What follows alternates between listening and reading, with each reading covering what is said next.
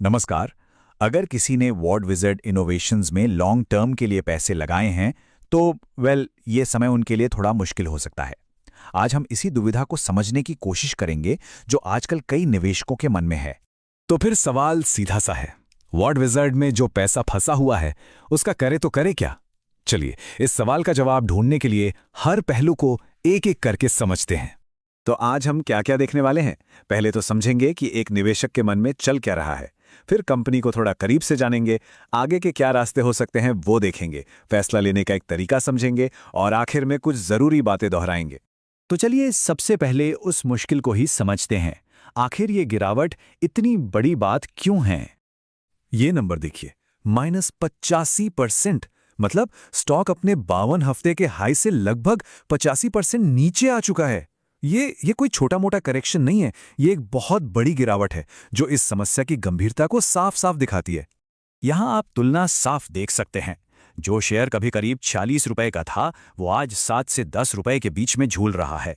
मतलब स्टॉक में एक मैसिव करेक्शन आया है। पर सवाल ये है कि ऐसा हुआ क्यों? तो चलिए इसी क्यों का जवाब ढूंढते हैं। जरा वॉर्ड विजिट के फंडामेंटल्स को करीब से देखते हैं। अब देखिए यहां कहानी में एक ट्विस्ट है। एक तरफ हैं चुनौतियां, जैसे रेवेन्यू लगातार गिर रहा है। पिछली तिमाही में तो टॉप लाइन में 66% की गिरावट आई, जो पिछले 3 साल में सबसे खराब है। लेकिन सिक्के का दूसरा पहलू भी है, जो है अवसर। ईवी सेक्टर का लॉन्ग टर्म पोटेंशियल काफी मजबूत है। कंपनी का बिजनेस मॉडल फंडामेंटली ठीक है और सरकार की नीतियां भी ईवीज के हक में हैं। और चुनौतियों की बात करें तो एक बहुत बड़ा चैलेंज है बढ़ता कंपटीशन। देखिए मैदान में अब सिर्फ वॉर्ड विज़ार्ड नहीं है, ओला इलेक्ट्रिक, एथर एनर्जी और तो और जो पुरानी बड़ी ऑटो कंपनियां हैं वो भी अब ईवी में जोर शोर से उतर रही हैं। तो वॉर्ड विज़ार्ड को इस तगड़े मुकाबले के बीच अपनी जगह बनानी होगी। तो इस पूरी सिचुएशन को देखकर एक निवेशक के पास आखिर रास्ते क्या बचते हैं? चलिए 4 अलग अलग विकल्पों पर एक नजर डालते हैं। तो अपने सामने मोटे तौर पर ये 4 रास्ते हैं। पहला, एवरेज डाउन करना, मतलब और खरीदना। दूसरा, पार्शियल एग्जिट, यानी थोड़ा बहुत बेचकर निकलना।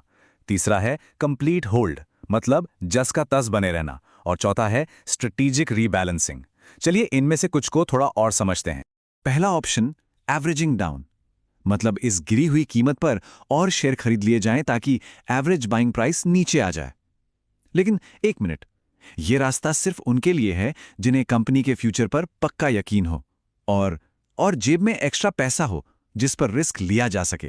दूसरा रास्ता है पार्शियल एग्जिट, मतलब अपनी होल्डिंग का एक हिस्सा बेचकर लॉस बुक कर लिया जाए और रिस्क को थोड़ा कम किया जाए।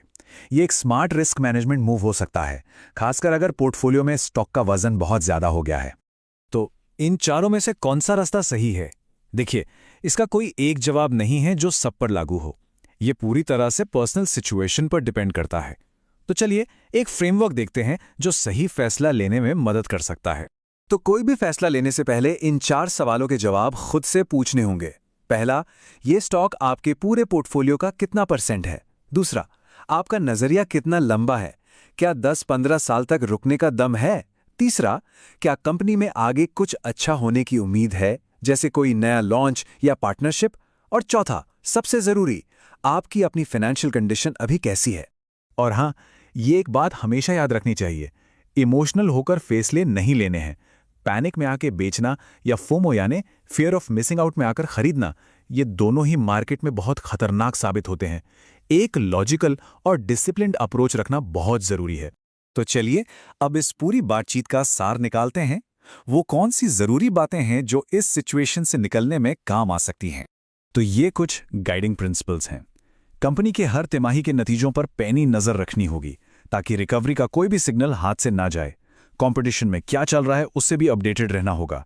और हाँ, ये याद रखना होगा कि इन्वेस्टिंग में लॉस भी होता है, जरूरी ये है कि उससे सीखा जाए और आगे के लिए डाइवर्सिफिकेशन और पोजीशन साइजिंग जैसे नियम और पक्के कर लिए जाएं। और आखिर में ये एक बड़ा सवाल है जिस पर सोचना होगा। वॉर्ड विज़ार्ड के लिए ये जो गिरावट है, क्या ये बस एक टेम्पररी फेज है या फिर कंपनी के लिए कुछ परमानेंटली बदल गया है? इसी सवाल के जवाब में आपके इन्वेस्टमेंट का फ्यूचर छिपा है। तो अपनी रिसर्च जारी रखिए